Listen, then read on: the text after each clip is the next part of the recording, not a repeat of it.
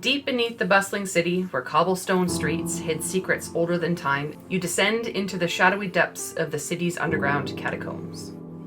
Whispers of a hidden library, rumored to hold the secrets of the ages, have drawn you to this place.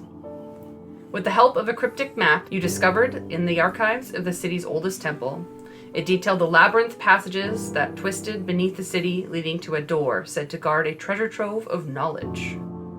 Your heart thrums with anticipation as you navigated the damp corridors, your torch casting flickering shadows on stone walls etched with faded runes. Your studies have prepared you for many challenges, but the prospect of discovering lost wisdom felt overwhelming.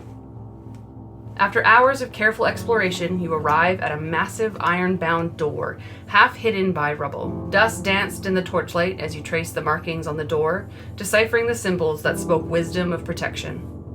You whisper the incantation you had learned from ancient texts, and the doors swing open with a heavy groan, revealing a dimly lit chamber. Inside, the air was cool and tinged with the scent of parchment and ink.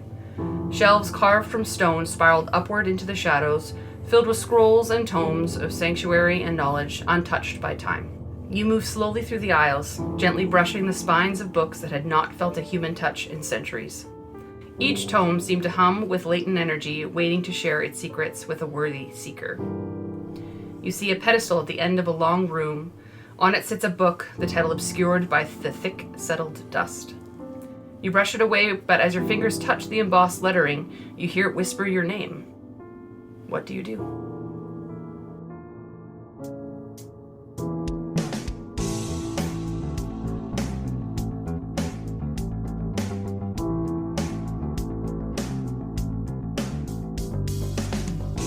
Welcome to another background episode of the It's a Mimic podcast, where you never know what you're going to get.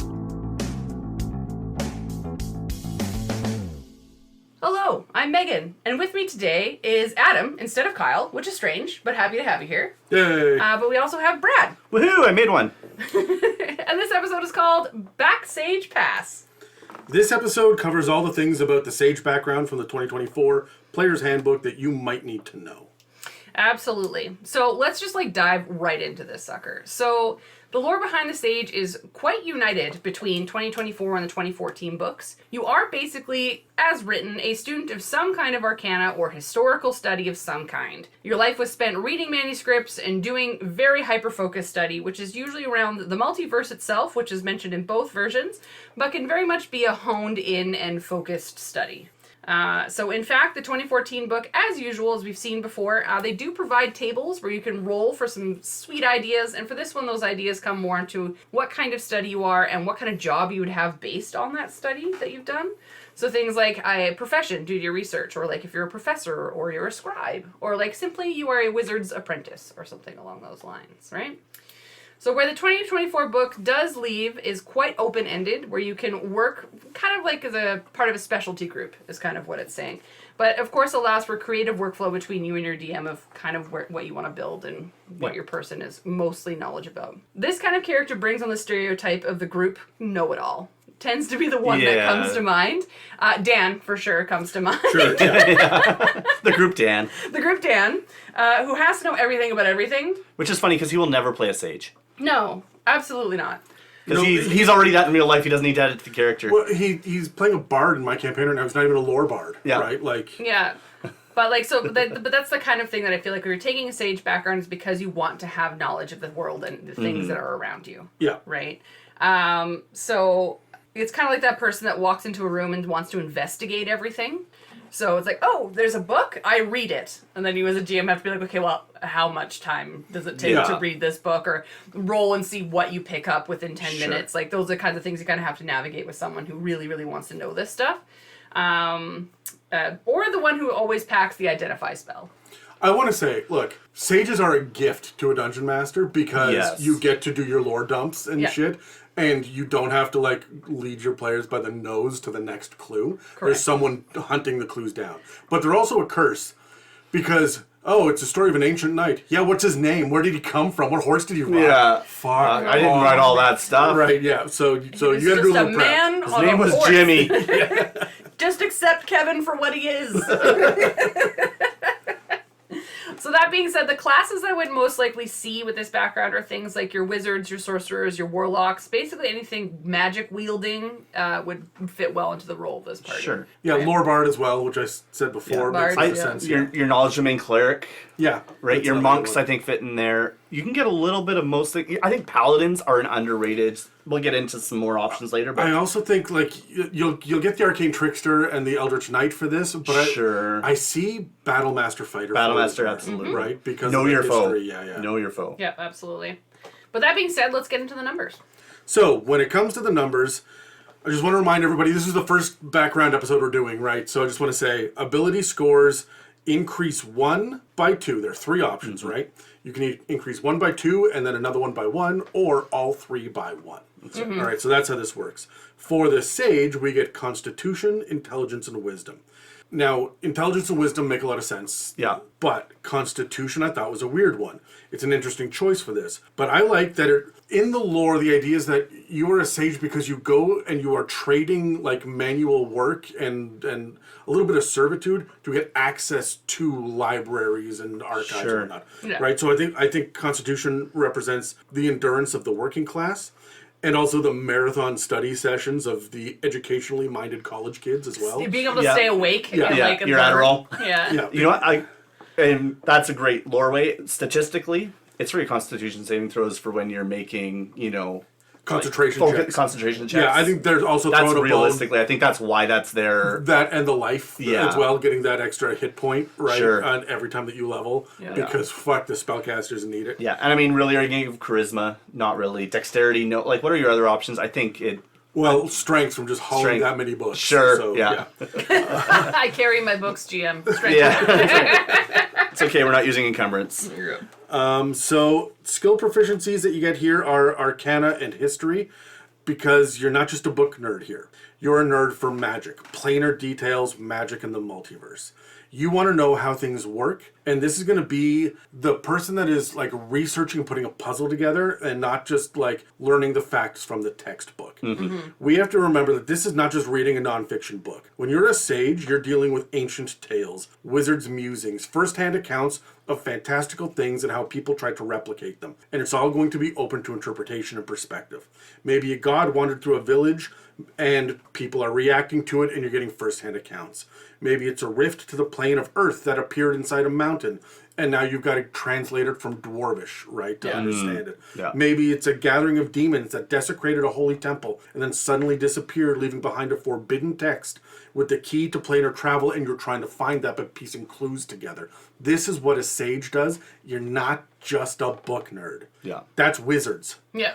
So, Oh, absolutely. so these Histories. yeah, I want to hammer that home because these are not like technical how-to manuals. This is magic and history all blended together in first-hand accounts, unreliable narrators, secret texts, desperate scribblings, personal letters, historical anthologies of information that someone else you've never met thought to interpret and record for their own purposes with their own politics. Yeah. In languages you might not even speak. You might be learning languages at the same time. Exactly. You've got to ask yourself, how literate are the average people in this world? How readily available is paper, parchment, inks, and dyes? How many people know how to bind books? And even if there is a decent access, how long has this been the case? How far back do you have to go before there aren't any more first-hand accounts and people are piecing together bits and pieces of information based on research and treasure hunting? Yeah.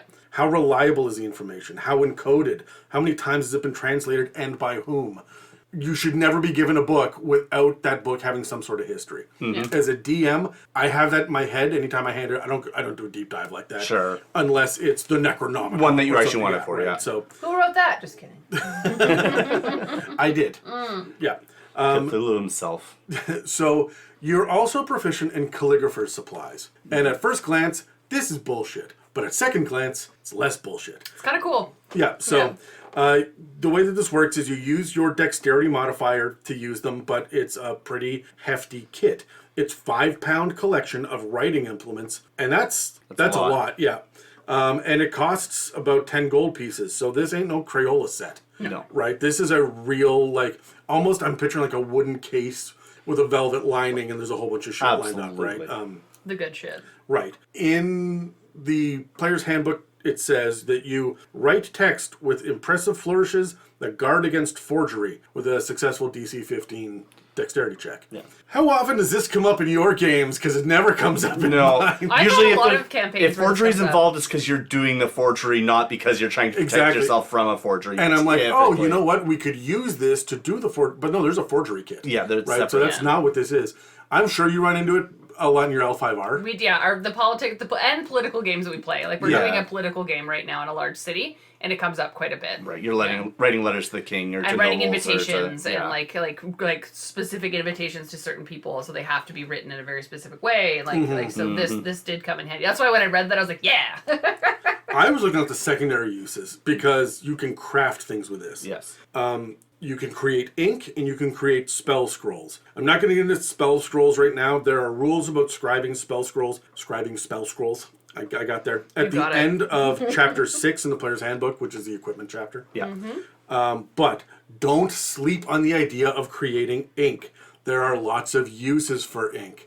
Ink is great for leaving messages on the side of buildings. I went this way, or even on trees. It's great for leaving notes to each other. We've done it as a trail. Messages. You can use it as a trail. We intentionally poked a hole in the bottom of the bottle so as we walked, people could follow us. I love it for the idea of blinding enemies. You just throw a bottle of ink in their face and see if that works. Octopus. Yep. But I also love it for, hey, you're invisible. Fuck you, no you're not. Here you go. Right. Yeah. Fair enough. And it's not that, like, technically the ink would become invisible when it touches the person, right? Yeah. But they are going to leave footprints behind, right? Or they're going to leave footprints in the ink that you've spilled all over the floor. Right. So there are uses for ink. So I think there's a lot of fun uses that you can have here. But that's kind of the hard, crunchy bits that we have for what you get. Before, I think, Brad, you got the rest of it, right? Yeah. We're gonna get next into the feat that you get when you take this background, and that is the Magic Initiate feat. So with this feat, you're gonna get your 2 free cantrips and 1 free first level slot from either the Cleric, Druid, or Wizard spellbooks. They can use your preferred stat to cast. Still Int, Wisdom, or Charisma. You can't cast with Strength, but you can pick of those 3. And as a bonus, that first level spell doesn't use up a spell slot. You can just cast it once per long rest. Cool. At no cost. We can kind of look at how this feat fits in with what you're going to be doing. Magic Initiate is always a good feat if you want to dabble in, especially if you're eyeing a spell that just is not available in your home spell book. Sometimes you just want to be able to pick out something out of the Cleric or the Druid, and you can take that little bit without having to do a full dip. Especially if you want that healing and you don't have it naturally. So. Yeah. Or everybody always wants to dip into the Wizard, right? You're a sorcerer, you're a warlock. Well, with glutes like that, can you blame it? Absolutely. Jesus Christ. You've been tempted, you know it. Constantly. But yeah, I think your warlock especially, unfortunately you have limited spell slots, but getting that extra first level spell slot for free from another school when you're already on limited spell slots, it's almost a must, not a must take for a warlock, but you'd be silly to pass it up. Yeah. Yeah. And you could easily work that into the lore of why your warlock kind of took on, right? They were in these deep studies, and then they formed a pact with somebody. Again, I love this for things like battle masters and monks. With Sage makes sense, and you get a little bit of spellcasting as a result. Yeah, of this, right? Yeah, and the ability to then from there choose your spellcasting modifier is also really nice because they're not going to be innate spellcasters. Right. And it just makes sense to me that you're reading old text. You're going to be magical. Like, you're going to learn a thing or two. Yeah. Yeah. So that's kind of the feat there. And then we'll get into the gear as well. So when you pick this background, you're going to get a quarterstaff. You're going to get calligrapher supplies, as you mentioned, right? We went through what that is.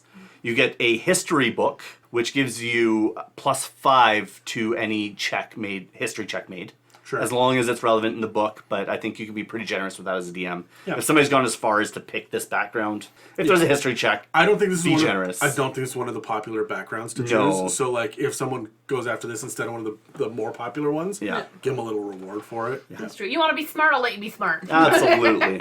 Yeah, you get 8 sheets of parchment, which again, depending on your setting, could be incredibly valuable or incredibly worthless, and it really depends on your setting. Mm-hmm. And then some robes and 8 gold pieces to buy what you want with it. Realistically, I would just take the gold rather than this kit because, again, you're getting a lot of these supplies. The calligrapher supplies are kind of the big one here. Yeah. But you can buy that, right? If you're playing... It's only 10 gold pieces. If you're playing anything else, you're either already get a quarterstaff or you don't want it. Robes are nothing. The parchment you're already probably going to get if you're a wizard. So maybe if you're not a wizard, then the parchment's going to come into play. And again, if it's a rare resource, maybe you want to start with those 8 sheets. But I like this pack because you're getting the quarterstaff and the robes. Like, you're halfway to wizard anyway. Yeah, you're getting right. But you also get that already from wizard. It's like a so wizard like starter you're getting kit. it twice. So if you're a wizard, you're already getting it from your that's class. fair enough, So why are you getting it also from your you're double background? dipping. I did find You're better one- off to take the gold. I did find with a lot of the backgrounds that does happen quite a bit. Yeah, And it's like, I'm already taking this class, most likely if I'm playing this background. Why am I getting the same things? yeah. But I mean, it's like, yeah. The benefit is that you can take all these backgrounds with any class, and you could get and you don't have to just like have the crossover. Absolutely. And And that's what you talk to your DM about. yeah, and with your class as well, you usually have other options, so maybe you don't want that. You can pick something else knowing you're taking True enough. this background. It's just like the new version of like, you know how we used to take background specifically only because of the stat, like the modifications. Yes, that you get. the stat modifiers. And that was all you would look at. You didn't really care about what the None of history it was mattered. for a while. Yeah.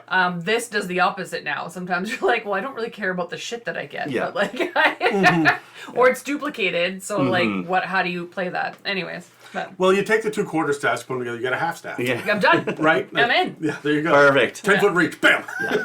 That works, right? DM, right? But again, if you're a monk, now you can choose from a lot of your other monk weapons and still get your quarterstaff. Yeah. Just a quick question, speaking of quarterstaff. Are you going to have it just be like the martial arts weapon quarterstaff? No. Or are you going to let it be a wizard staff? I would want it to have Wizard some staff. sort of magical affinity. Even if it's not like a magical bonus, you're at least having It's got some like sort of... runes Yeah. carved in You it. built it or- yourself. Yeah. Like, Yeah. have some flavor to it if you're going to have it. Yeah. Yeah, you tied some feathers to it or something based on whatever you're studying. It's so funny. I was thinking feathers too, and I don't know where that comes from. I don't know either. Like, I what? was What else can you thinking- tie to a staff? You guys were in Scouts, right? Skulls. Yeah. Like, you guys were in Yeah. Scouts. Did you guys ever make your own walking sticks and Yeah. like burn designs into them and Yeah, stuff absolutely I like that? did. Yeah, I that's mean, I all was I good. could think about. And like tie like the leather straps around Oh, it. for yeah, so, the like, leather for the handle. Yeah. Yeah. And we had the worst leather for it. It was so like raw. It was cutting my hurt. hand. Oh, Yeah. no. Like Doing the exact opposite of the intended effect. Correct. Yeah. Yeah. Anyways, that's what I thought of immediately when That's I was hilarious. thinking about the staffs. But Yeah. yeah, and then you got to bully that one kid, so you throw his in the fire, and then it ends up all charred and looking super fucking cool. Yeah, now he's got the coolest one of them all. Yeah, so you try to replicate it, just burn your fucking staff. stop bullying children. Dan needed that. You grow up so well. We've seen the effect it's had on him. It's It's been true. so good for his mental health. Look, he's got 3 kids. His staff is fine. That's true. I mean, anyways. She said with authority. Quarter staff. Jesus Christ. Is that it for gear that you have? That's it for That's gear. That covers our gear. Awesome. So the last thing we want to touch on before we wrap up the overall discussion on these folks is that one of the missing features that we don't see in the 2024 book is that in the breakdown of the 2014 book, they do give you a bunch of different options of like professions or whatever that you can have. One of them is researcher, but it's actually rules as written. Anybody gets this if you take Sage. Yeah. And basically what it is that if you don't know the information, you know where to find it. So, and that's something you can work with your DM at the table with, Sure. and it specifically does say that rules as written. But basically, if you are rolling for something that you do not know anything about, Dan, the most information that a DM can give you, and should nicely give you, is like, you know what library it's in, you know what professor would know all the Sure. information about this. I think it's deeper than that, too, because it can be like, you know that for this information, the library won't have that. You need to go to the weird woman on the outskirts of town. Yeah, like Yeah. The university or like the actual sage. Yeah. Like you have to go to somebody. Or go to the bar. Yeah. And chat up the farmers. They will They'll know. they will have the superstition or the stories of the lore for this. Yeah. Like, you will just innately know that. It's not like, oh, you know which book to look in or what page to flip to. Well, How by about, doing like, decimal yeah. system number, it's Right, under. exactly. Yeah. How are the forbidden sections of like Candlekeep or something like that? Would you probably know that? I would probably rule that. I would say yes. You at right? least know, like, When you'll you're know, in hey, Candlekeep, you this know is which- forbidden. yeah. We can't get here. We're going to have to find another way, but I know that's where it is, so if we can find a way in, that's where we'll find Yeah. what we're looking for. before. Yeah. I've heard of a place. It's similar to like when I play like a bard and I'm thinking doing my lore of being like, do I know anything about this? And like, okay, we'll roll. They're like, you know about this, but if you wanted to learn more about it, this is where you'd go to find it. Yeah. Right. And I think that's sad that that's not rules as written in the new Sage one. Yeah. But like, I feel like if you're a DM and you have that conversation at the table, like I feel like it's a good.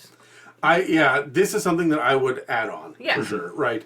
For sages, and if I don't have a sage at the table, I might split this up amongst the my druid will know for the nature things where to go. My rogue will know if this is going to be local information they can gather at a bar. Yep. The bard might be able to know, I'm going to go talk to nobility and be the face and so on and so forth, right? So, Absolutely. Exactly. All right, so with that, let's roll some dice and let's talk about this. Let's do it. A little bit more. I'm a little tired of you telling me what to do, Megan. You know what? This is my job. You invited her here. You don't pay me to do this. You do it for free, you fool. All of us fools. Well, I get off on it. All right, I rolled a 7. I got a 17. I guess I'm going first. All right, so first question is, when it comes to D&D adventuring, do you think this is a rich enough theme for players to be inspired by? Undoubtedly. Yeah. And I think it's one of the more versatile as well. We talked about all the classes that you could have this be a part of. The way that you were describing it, Adam, just with their love of knowledge and like the tying of who wrote it when. Yeah. This ties so closely with me to the job of a theologian. Yeah. So why wouldn't your cleric or your paladin? There would be an entire segment of churches of deific. And I would let you replace Arcana or History with the religion rule. Yeah, right? absolutely. Yeah, that makes sense. But the rest of this, it's right here. Like, I know we have ones specifically that are more for religion, but why would you not have a sage that has also dedicated themselves to There is... your monastic order? Yeah, there's such a thing as like biblical scholars, right? Yes. And they are scholars They for the absolutely Bible. They're like, it's scholars is underlined there, Yeah. right? So I Absolutely. Yeah, the history of the text, the language of the text. exactly the interpretation, the actual the actual versions, translation, right? They go into the actual words. There's no reason that you wouldn't. So yeah, absolutely, this is a fantastic one that you can take, and for any class, realistically, I think you could justify it. Maybe barbarian, but I'd love to see somebody try and make their barbarian sage. Right? They're ancient, but like they would be studying their They would bloodlines, have, their own history. personal history. No, Yeah. it's not even that. We all know that nerd that never left the library that wears the trench coat that just rages when he doesn't get his way. 100%. Right? Like Says that. milady. Yeah, exactly. The fedora wearing nerd. So that's your barbarian. He's a sage. dex-based barbarian, not a strength-based barbarian. With no constitution. Yeah. And no charisma. So Yeah, charisma is the dump stat. That's the problem here. Actually, wisdom is also a dumb stat. They're all dumb stats except for intelligence. And strength. maybe some dexterity. Yeah. And then only the strength when they're raging. yes. This poor chap. There's Adam, you're next. What do you feel about it? I think that this is, in my opinion, when I think of backgrounds, this is the definitive background for D&D. This is the background that every wizard takes and more, right? Like, you can have bards that don't take entertainer. Sure. You can have fighters that don't take soldier. You're gonna run into almost every wizard's gonna take sage, right?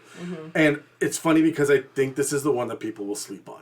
Yeah. Because it, at first glance, is not special. It's not sexy. No, it isn't. But man, it's the It's utility great. great. Yeah. And you and your DM will get along. Yes. As long as you don't ask too many fucking questions. It's true. So, No, I mean, yeah, your wizard's also going to be like tied in, because you almost tie it in with wizards. So you're like, why would I take sage? I'm already a wizard. I'm already, like, my background is studying. Why can't I get some different flavor in here? yeah. but it's funny because as much as it screams wizard, I like it better for warlock. Warlock is great. Right? Except you're not getting the charisma bump. That's the only problem there. Sure. But You want, You can find that in other ways. you can get that in other places. So and you know what, you're going to want your constitution, your wisdom be bumped anyways, so let's just put it there. yeah, and Or in this case, maybe you'll go intelligence. Yeah, but this is the researching. That's what warlocks are doing. They're going for the forbidden knowledge. That's really probably how they research. ended up where they are half the time. As a matter of fact, the only one that strikes me as like not taking this is going to be a sorcerer because they're just innately magical, right? So- Yeah. And they're like, research. They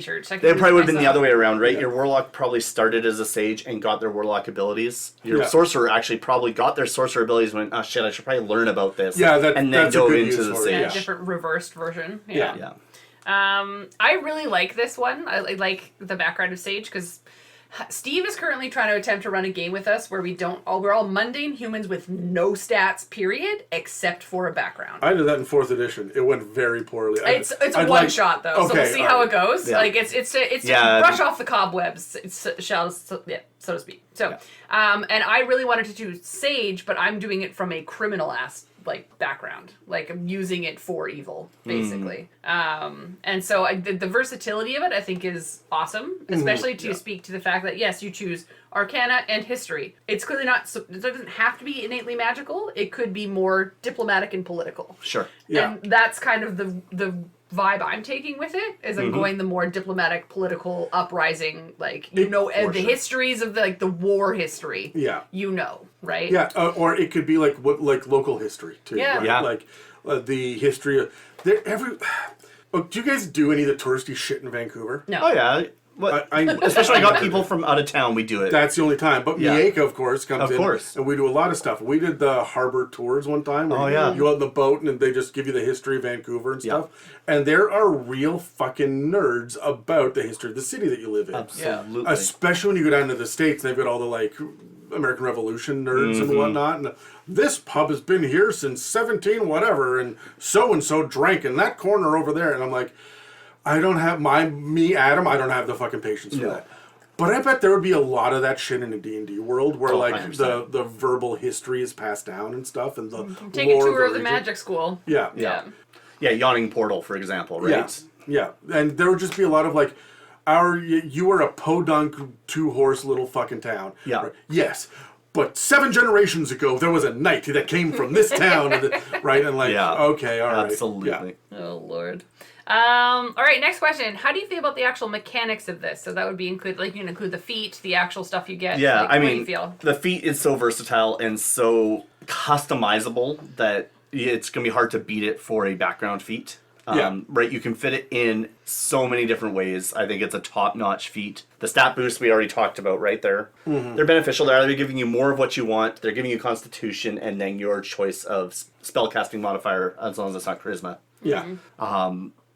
It's good. I think the equipment leaves some room for want, but it's not a reason to not take the class, and you can always take the gold. Yeah. Right? If you really like the lore and the flavor that getting a quarterstaff and a robe is going to add to your character, if you don't already have it, great, it's there. You don't like it? Take the gold, you can buy everything else and spend that gold how you'd like. Yeah. I feel like a lot of people shy away from taking the golds because then they have to talk to their DM about what am I allowed to buy. Yeah. So I think that's why some people shy away from it, but don't be scared. You do, because I do find with these backgrounds there is a lot of crossover, especially if you're going true to form character building. That don't be scared to ask. Yeah, if you're already taking your wizard, you're going to look at the screen and go, meh.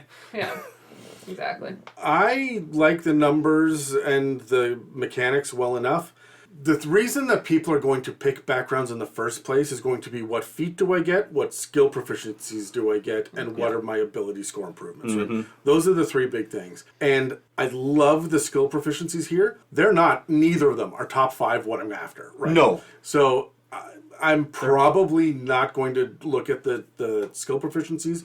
Calligrapher set is neat, and I can find some interesting uses. Yeah. It's not the one that jumps out to me, so I'm here for the Magic Initiate. I'm here for hey, I need Constitution for my spellcaster. Yeah. Right, so there's enough to draw me in, but I don't consider this to be a top tier background right at first glance. It's the feat for me. That's the one that I think is really going to draw you in. Feat. It's such a great top tier feat, but the rest of it's But I think that just means it's going to be balanced against the other backgrounds, so that's fine. Yeah, but I do feel like the feat does push you more into the magical side of things. For sure. Yeah. So if you want to play a sage, and that you have to know that that's the feat that you were getting, even though if you want to go more the history vibe of things. Sure. So then you'd want to research your spells to see what fit into kind of what character route you're going to be taking. Yeah.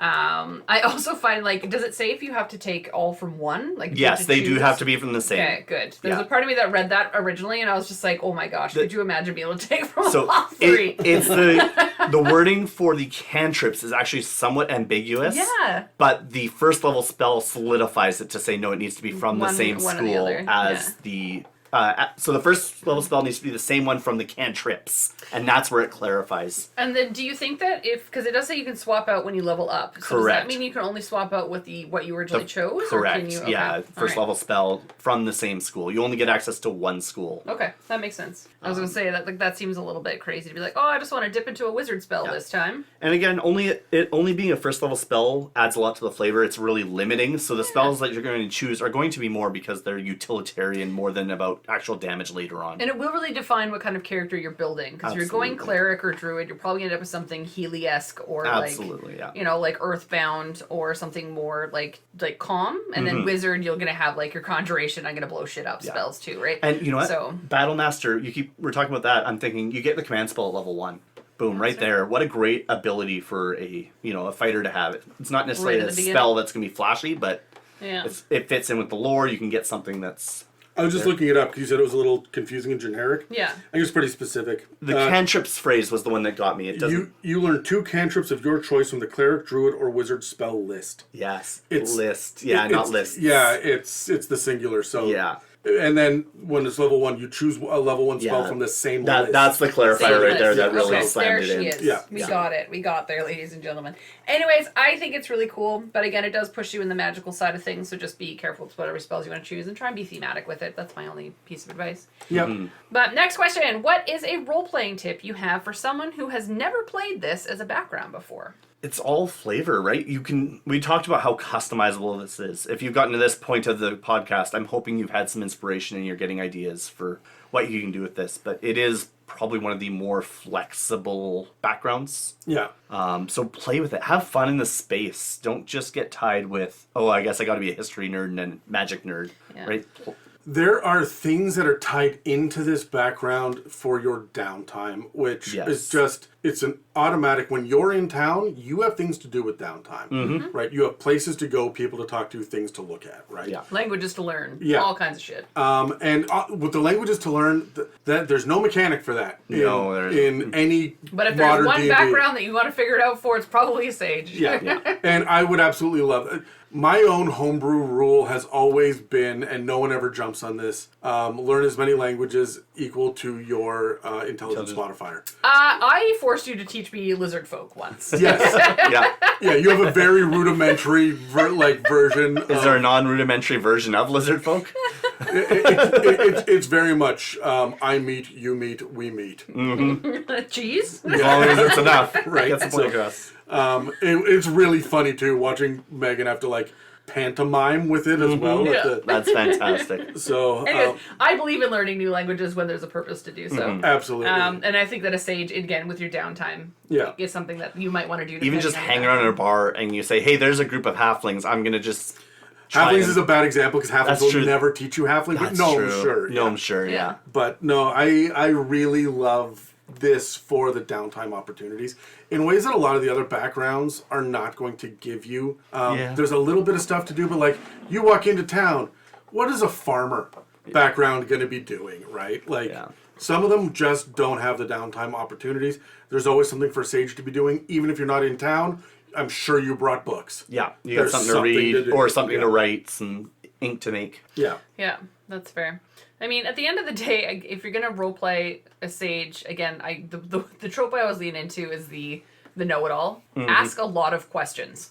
Because you, as a player and a character, will want to know those answers, and to your earlier point, Adam, your DM will love you for wanting to understand the lore of the campaign that you spent hours writing. Yeah. So, if you are playing a sage, don't be scared to be that person that's constantly asking. Worst case scenario, your answer is, you wouldn't know this, but this is where you could find the information. Just make sure you're not hogging the spotlight or dragging the session down. Sometimes info you can be like, can you send me a message afterwards and let me know what I learned here? As a DM, you gotta also recognize that people being pestered with questions don't always like being pestered with questions unless they're an autistic person who loves to info dump on a topic they're specifically interested in. I feel very called out, and hey, I'm here, my friend. Like, very much so. Just a touch. But like seriously, like most people don't like to just be needled with 1,000 questions about something. Yeah. So like, have your NPCs brush them off and say, I don't want to talk about it, or why are you asking? Like, that's a lot or of I'll talk to you about it later today, or like at campfire time. Now is not like the both, time. But like your players should be annoying.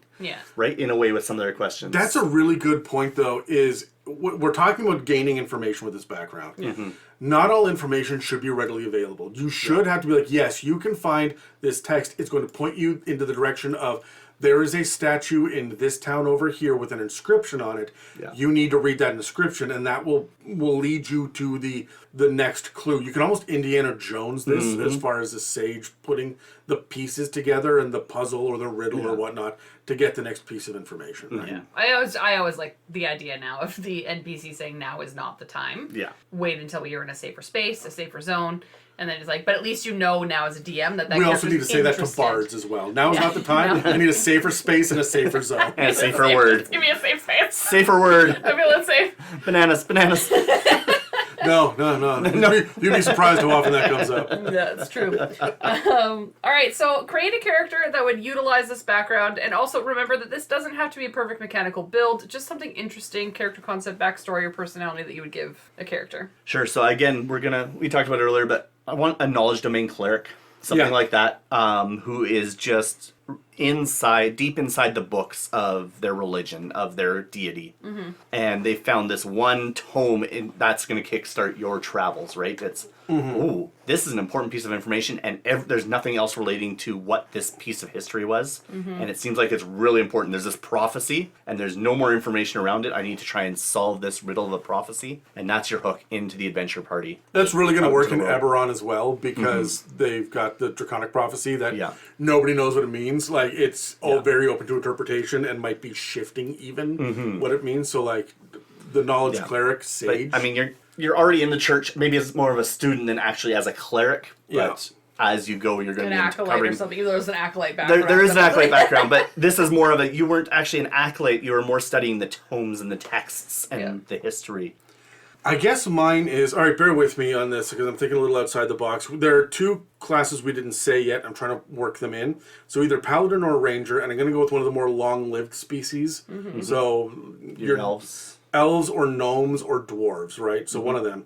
And the idea here is not that you are learning the text, you are finding the forbidden text to protect it. Yeah. To either destroy it or protect it. So you don't understand it, but you're looking for it. And so you need to have other texts, and that's where the sage background comes in. Is like, okay, where do I find the Demonomicon, right? So there are pages littered across the land. Where do I find it? I need to go burn them, but I have to do it in a specific order, otherwise they'll regenerate or whatever, right?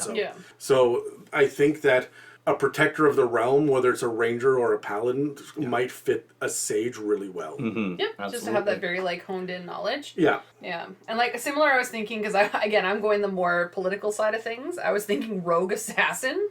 And you have knowledge of everybody in the city, their political background, their views. Like, you just know every diplomat around. And, if you want somebody murdered or killed, this is the person that you would go to. Right. You got all the leverage. Yeah. I wish we still had the mastermind. Yeah. In this edition, right? So that's a really good that would be fantastic background for them. But that was the kind of the thing that I would fit in to make that build in this, right? So, and if you're doing that as a player... You would also be the person who seeks out the information, right? Right. So they would be the one that you would, they would basically put the plan together and be able to put those pieces together. If you're going for an assassination or a break-in or even just a heist, the ins and outs of your city. Some basic blackmail, right? The ability to write a letter. I mean, it's not forgery; it's calligraphy, but you could write. You could write it. Absolutely, you could write it, right? All right, that being said, is there a playable species that you would have a strange twist on a version with this background?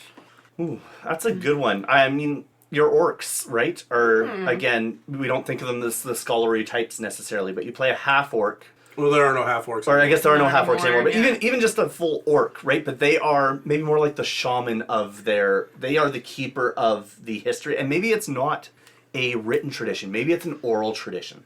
You could be an oral sage. I don't see why you couldn't. Or there are a number of staves that you are...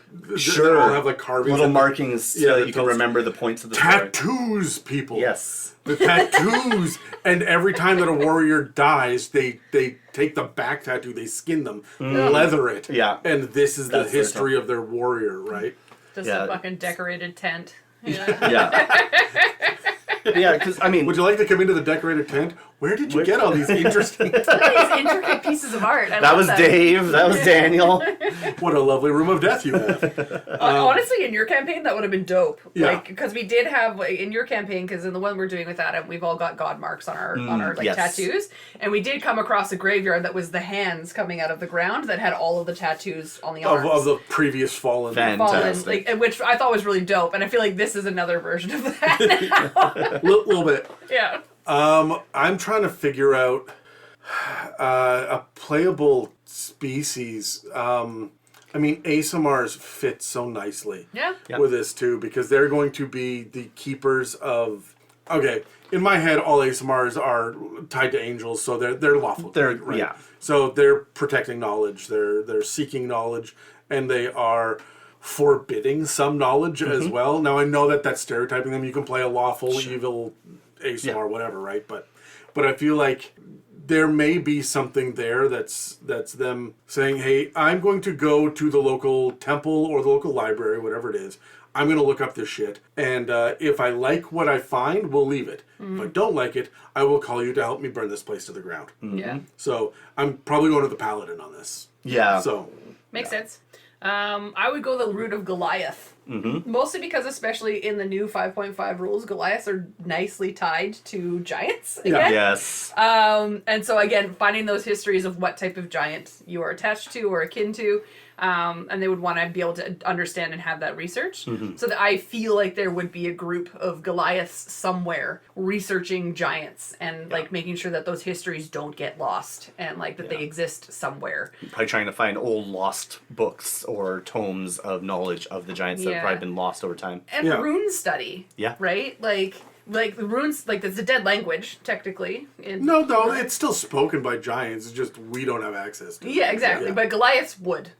So again, they would have all that information for you, and that would be like a little cool, little neat little group that I think would exist. That being said, is there any other organizations that you guys can think of that like a lot of NPCs would have this background? Like we've talked about, like churches, religion, stuff like that. Any other thoughts? Your wizard colleges, right? Obviously, are going to be there in there.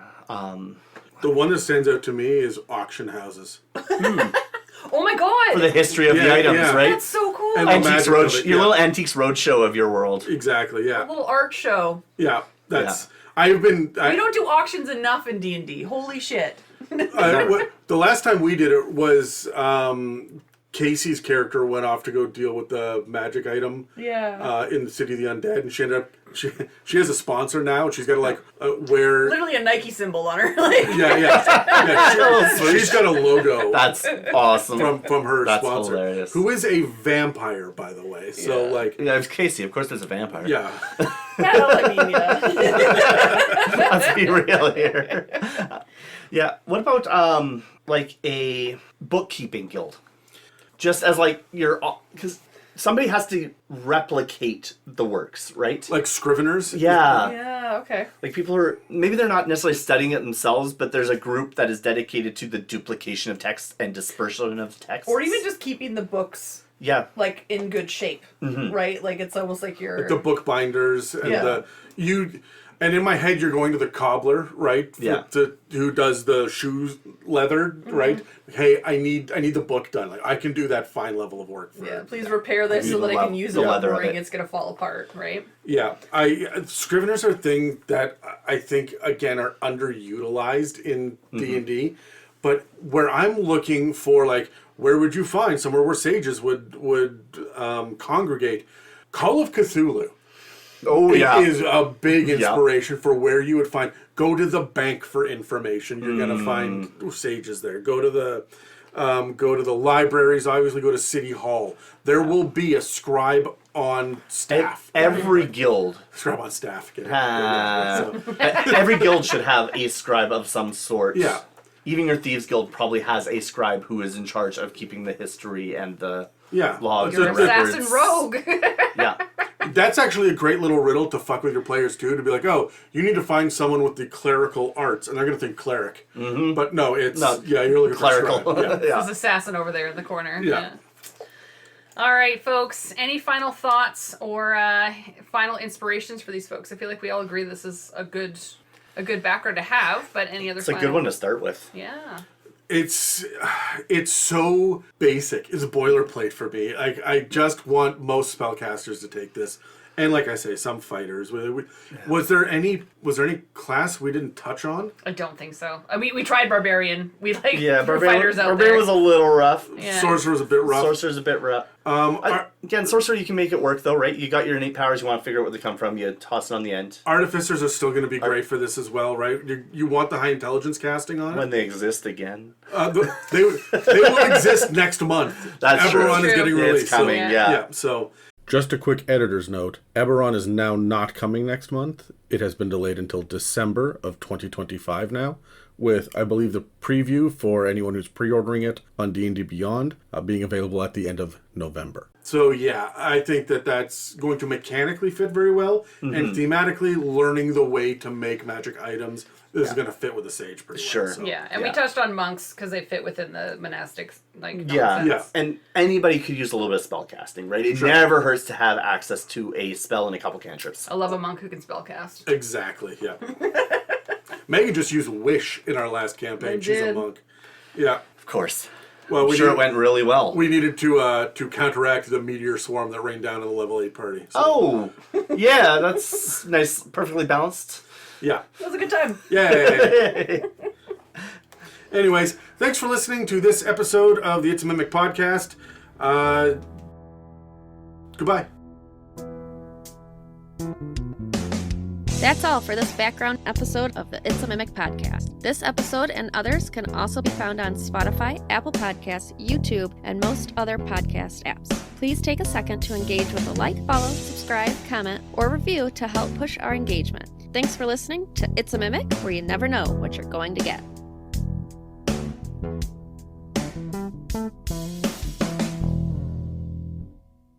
Thank you to Henry Narragon for becoming our latest Patreon subscriber. We've migrated over to a new Discord server, so if you're a patron listening to this and you're not on that new Discord server, send us a message and we'll get you a link immediately. We're doing a new game over there where we're matching up monster stat blocks to fight each other and then voting to see who would win. So far, the Awakened Shrub has narrowly defeated the Larva, and it looks like the Adult Gold Dragon is going to defeat the Death Knight by a landslide in a couple of days. Also, the first giveaway is still active.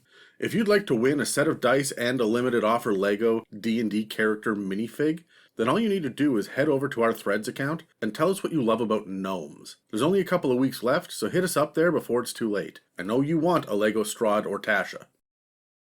Now on to the episodes. The last couple of weeks has missed a couple of episodes, and we apologize. There's been a new side project that 7 of us are working on, and after a recording day of 13 and a half hours on this past Saturday, we're finally in a position to breathe again.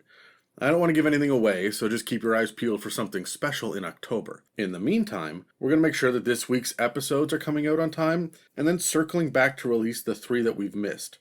This week, the Patreon is going to get a miniature rant from me, a Legend Lore episode where Megan and I go through the book Lore and Legends, and the first episode of a new series on Fae. It's kicking off with a breakdown of what the Feywild even is. There's a lot of context to cover. And then, locked and loaded, to come out over the next couple of weeks are the first episode of the series on the Blood War. That'll be on the Patreon. A discussion about a Pathfinder module on this channel here. And an absolutely unhinged episode. We're just going to put it out for the whole internet there, where our 5 ladies discuss, let's just say monsters. So yeah, those are coming, and you might want to brace for impact. Anyway, let's get to the good stuff so we can wrap up this episode. So it's the end of a backgrounds episode, and that means we're going to sit down and talk about a special location, something that you can interact with as this specific background. Of course, in this instance, it'll be for sages. Megan did a phenomenal job at the beginning of the episode, walking us through an old, decrepit labyrinth with a magical book in it. But as I was sitting here editing, I was just thinking to myself, what other places can we find magical books besides, magical libraries, magical catacombs? They're more than just items to be found in long forgotten places. So I was thinking, what about a magical book auction? Something black market, off the grid. There's going to be some sort of dungeon that you'll have to get into, but it's with an invitation and a password. past a bouncer, probably some Goliath or orc, or maybe even an ogre or some sort of large monster. Something with a door with a little slit in it where they pull it back and ask for the password. And if you don't have it, you're not getting in. And then you go to this auction, you have to leave all your weapons behind, and you find yourself in an anti-magic field. Around you are vampires, nobles, both good and evil, wizards that you've only ever heard rumors about, sitting around in this auction, bidding on specific tomes and scrolls. And of course, if the players are going to this, then they're going to get a tome or a scroll. And only a person with a background in arcane knowledge and digging through dusty old tomes, only this kind of person is going to be allowed backstage to collect it. And that's where your sage comes in. You split the party. Everyone has to wait outside. Mingling may be at a cocktail hour now that it's all done, as your sage descends deeper and deeper into this black market dungeon. Finally, she's going to come across the vault. And the vault is actually one large room with all sorts of books and scrolls and manuscripts, paper and parchment and tablets carved into stone even. Arcane knowledge unlike they could even imagine. But between her and it is a gigantic latticework of metal, one solid fused piece, floor to ceiling, wall to wall, separating her from it. And here's the fun little catch. It's not magical, it's a mimic, because, hey, that's the name of the show. And in order for you to get past it, you've got to distract it. And the only way to do that is by feeding it a living creature. The bigger, the better. This is going to discourage the party from coming back here and trying to steal or otherwise procure some of the items that they didn't actually buy or trade for. So we don't need a guard. We have a guard in the form of this massive mimic with 1 billion hit points in an anti-magic field when they don't have weapons. And so it's going to be up to this sage to sit there and try to just look with perception checks and try to engage with the curator, someone who's going to escort them down there. I'm thinking an elderly female dwarf, maybe called the Madam of Pages. She's stern, strict, no nonsense, highly intelligent, and very, very keen to discuss the tomes, the books they have down here, the knowledge that has gone through her out into the world. Maybe the whole point of the auction is to just get her alone and ask her what happened to a different book that's already gone. This is how we tie the sage background into our campaign for just a moment. She would recognize, oh, you've studied this, you studied here, you studied with this person. The sage background is rife for inspiration if we stop just looking at it like the basic bitch of backgrounds and we start to lean into the really cool, really strange implications of someone who has been hunting information for their entire lives.